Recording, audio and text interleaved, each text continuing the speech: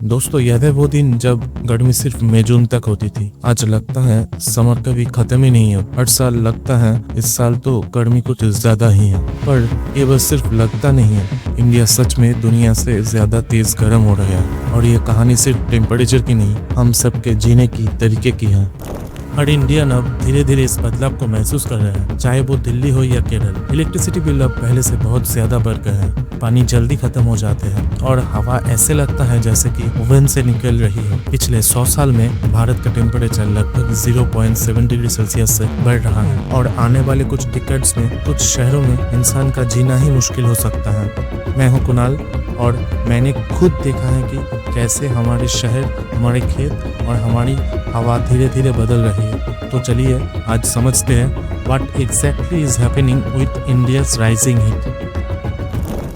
दोस्तों, ये कहानी शुरू होती है हमारे आसपास के एनवायरनमेंट से ही।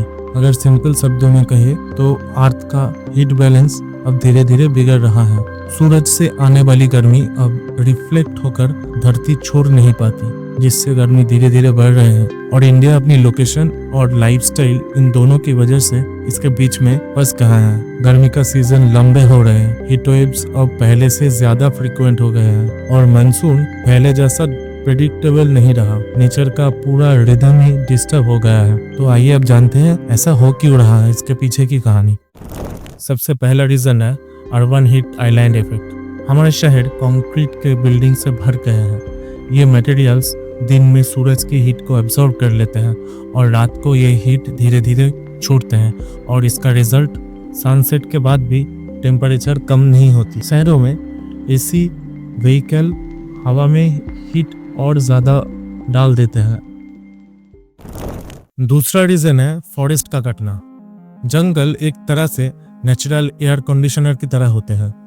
ये मॉइस्चर एयर और शेड प्रोवाइड करते हैं, लेकिन पिछले कुछ सालों में इंडिया ने अपने फॉरेस्ट एरिया का बड़ा हिस्सा अर्बनाइजेशन और एग्रीकल्चर के लिए खो दिया है। जमीन का रंग बदलने से लाइट का रिफ्लेक्ट अब पहले से बहुत ज़्यादा कम हो गए हैं। डार्क सरफेस ज़्यादा हीट एब्जॉर्ब करते हैं और ये धरती को गर्म कर देते हैं। तीसरा रीज़न है इंडस्ट्रियल और व्हीकल एमिशन। इंडिया में कोल बेस्ड पावर प्लांट्स और डीजल इंजिन्स कार्बन डाइऑक्साइड और पार्टिकुलेट मैटर को हवा में छोड़ते हैं। ये दोनों एटमॉस्फेयर में हीट को ट्रैप करते हैं। सोचो, हर साल इंडिया का कार्बन फुटप्रिंट कितना बढ़ रहा है और हमारी हवा उस हीट को खुद के अंदर बंद कर रहा है। इससे धीरे धीरे टेम्परेचर भी बढ़ रहा है। चौथा और सबसे कॉम्प्लेक्स फैक्टर मॉनसून। मॉनसून हमारे क्लाइमेट का दिल है, लेकिन अभी इरेगुलर हो गए हैं। कभी ज़्यादा बारिश, कभी बिल्कुल नहीं, और ज़्यादा बारिश होती है वहाँ तो बाढ़ आ जाते हैं। जब हवा और मॉइस्चर का नेचुरल साइकिल टूटता है तब टेम्परेचर स्पाइक अनप्रेडिक्टेबल हो जाते हैं। मतलब क्लाइमेट एक बैलेंस लूज कर चुकी है। अगर जियोग्राफिकली देखा जाए, इंडिया ट्रॉपिकल बेल्ट में आता है, मतलब इंडिया पहले से ही ज़्यादा वार्म क्लाइमेट में है। अब ग्रीन हाउस गैसेस बढ़ने के साथ साथ इसका इफेक्ट भी और स्ट्रांग हो गए हैं। इंडियन ओशन दुनिया का सबसे फास्ट हीटिंग ओशन में से एक है, जिससे सुपर साइक्लोन्स, फ्लड्स धीरे धीरे बढ़ रहे हैं।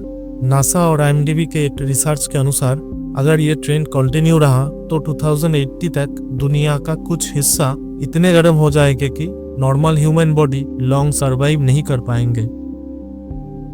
तो इसका फ्यूचर इम्पैक्ट क्या होगा? अगर ये ऐसा ही चलता रहा तो 2050 तक इंडिया के कुछ शहर जैसे कोस्टल और central region unbelievable heat zone बन सकते हैं। और ये सिर्फ गर्मी का इशू नहीं है, फूड, पानी और हेल्थ क्राइसिस भी है। आज हम फोरकास्ट देखते हैं जैसे कोई लॉटरी रिजल्ट हो। हमारी फार्मिंग, फेस्टिवल और पूरी लाइफ का रिदम क्लाइमेट पर डिपेंड करता है, और जब ये रिदम बिगड़ जाता है सबसे पहले विलेज और सफ़र करते हैं। पर सिटीज़ भी सेफ नहीं है, और सबसे बड़ा सवाल है, क्या हम रेडी हैं उस फ्यूचर इम्पैक्ट के लिए? हर बार जब हम एसी का बटन दबाते हैं या पेड़ गिरते देखते हैं, हम क्लाइमेट के इक्वेशन में एक और डिग्री ऐड कर देते हैं।